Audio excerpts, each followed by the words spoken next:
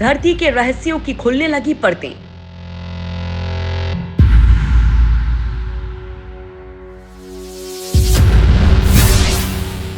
सामने आया 6000 किलोमीटर भीतर का गहरा राज।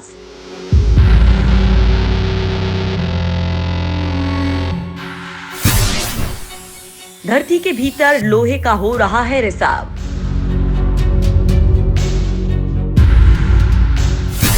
धरती पर कैसे बनता है चुंबकीय क्षेत्र।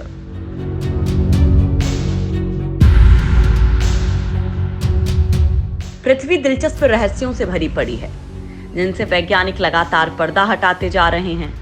लंबे वक्त से पृथ्वी के भीतर की जानकारी हासिल करने के लिए वैज्ञानिकों ने कई शोध किए हैं, जिनमें एक रिसर्च ने दुनिया के कान खड़े कर दिए हैं, और वो ये कि पृथ्वी के भीतर मौजूद सबसे आंतरिक हिस्से यानी कि कोर या क्रोट से लोहे का रिसाव हो रहा है।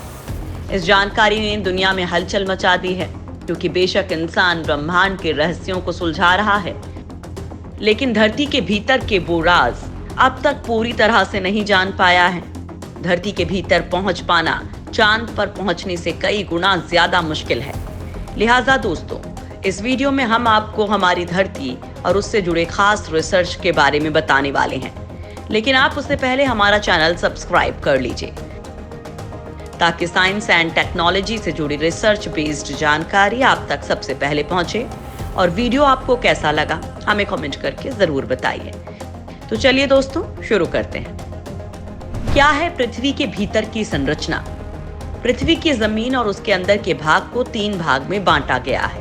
पहला हिस्सा है भूपर्टी, जिसे क्रस्ट भी कहते हैं। ये 5 किलोमीटर से 40 किलोमीटर की गहराई तक होता है। इसकी औसत गहराई 24 किलोमीटर है।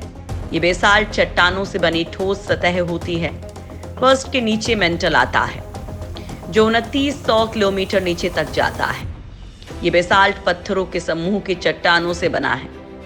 इसका औसत घनत्व 3.5 ग्राम है। इसमें लोहा और मैग्नीशियम बहुतायत होता है। इसके बाद 6371 किलोमीटर तक क्रोड या कोर होता है, जहां बहुत ज्यादा मात्रा में फेरस और निकल होता है। इसका औसत घनत्व 13 ग्राम है। ये पृथ्वी के कुल आयतन का 16% भाग घेरे हुए है। पृथ्वी का औसत घनत्व 5.5 ग्राम और औसत त्रिज्या करीब 6370 किलोमीटर है। पृथ्वी के नीचे जाने पर प्रति 32 मीटर की गहराई पर तापमान 1 डिग्री सेल्सियस बढ़ता जाता है। पृथ्वी के सबसे आंतरिक भाग यानी कि कोर का तापमान 4500 डिग्री से 6000 डिग्री सेल्सियस तक बताया जाता है। पृथ्वी की कोर पर वैज्ञानिकों को क्या पता चला है? दशकों से वैज्ञानिक इस बात का पता लगा रहे थे कि क्या पृथ्वी के कोर और उसके मेंटल के बीच पदार्थों का आदान प्रदान होता है या नहीं। लेकिन अब प्रसिद्ध जर्नल नेचर में प्रकाशित ताजा शोध से पता चला है कि पृथ्वी की कोर से ऊपरी मेंटल तक लोहे का रिसाव हो रहा है।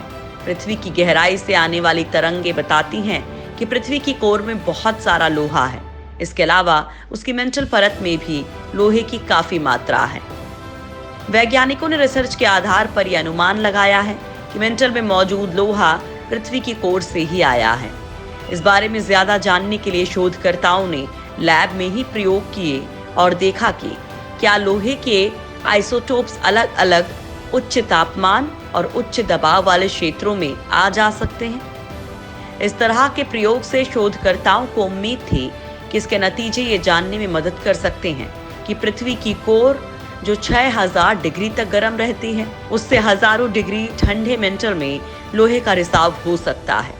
रिसर्च में वैज्ञानिकों ने पाया कि कोर से गर्म लोहा मेंटल में रिस कर आ सकता है। वहीं हल्के आइसोटोप भी ठंडे मेंटल से गर्म कोर में जा सकते हैं। ये नतीजे हालांकि प्रायोगिक नहीं हैं, लेकिन वो इस बारे में अहम जानकारी दे सकते हैं कि हमारी पृथ्वी का आंतरिक हिस्सा कैसे काम करता है। रिसर्च पर क्या कह रहे हैं वैज्ञानिक? डेनमार्क के आरहस यूनिवर्सिटी के जियोलॉजिस्ट चार्ल्स लेशरका का कहना है कि अगर ये आगे भी सही साबित हुआ तो ये हमारी कोर और मेंटल के परस्पर संबंधों को समझने में बहुत मदद कर सकता है।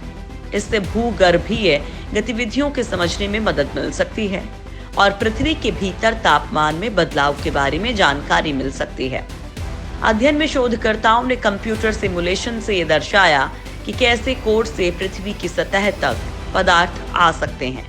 माना जाता है कि सामोआ और हवाई में ऐसी जगह हैं जहां तक कोर से पदार्थ रिस कर पृथ्वी की सतह तक आ सकते हैं। वैज्ञानिक लेशर का कहना है कि उनके नतीजे संकेत दे रहे हैं कि मेंटल तक लोहे का रिसाव अरबों सालों से हो रहा होगा।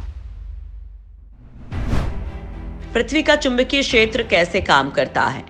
पृथ्वी पर इस वैज्ञानिक रिसर्च ने दुनिया में बड़ी हलचल मचाई है। वहीं से कुछ वक्त पहले पृथ्वी के चुंबकीय क्षेत्र पर एक बड़ा रिसर्च सामने आया है जो हमारे जीवन के लिए बड़े मायने रखता है, क्योंकि हमारे सौर मंडल में जितनी भी ग्रह, उपग्रह और पिंड मौजूद हैं, सभी गुरुत्वाकर्षण बल से लैस हैं। इस बल की मदद से सभी खगोलीय पिंडों का अस्तित्व बना हुआ है। गुरुत्वाकर्षण में जरा सी भी कमी होने पर ये पिंड एक दूसरे से टकराकर खत्म हो सकते हैं। ये गुरुत्वाकर्षण ही है कि हम पृथ्वी पर आसानी से चल फिर सकते हैं। क्या आपने कभी सोचा है कि आखिर पृथ्वी में ये चुंबकीय क्षेत्र कहाँ मौजूद है जो धरती के अस्तित्व को भी बनाए हुए है? इस मामले में एक रिसर्च में बड़े ही चौंकाने वाले दावे किए गए हैं। ये रिसर्च किया है अमेरिका की university of California San Diego के वैज्ञानिकों ने।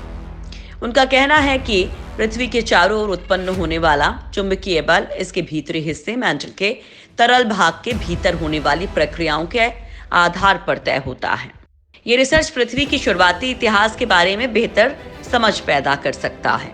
लंबे समय से ये माना जाता रहा है कि पृथ्वी का तरल बाहरी कोर हमेशा डायनेमो का प्रमुख स्रोत रहा है जो इसके चुंबकीय क्षेत्र को उत्पन्न करता है। पृथ्वी के भीतर कैसे बनता है चुंबकीय क्षेत्र? Journal earth and planetary science letters में प्रकाशित अध्ययन में शोधकर्ताओं ने बताया कि उनका नया सिद्धांत हमारे ग्रह के शुरुआती दिनों की विसंगतियों को हल करने का अवसर प्रदान कर सकता है।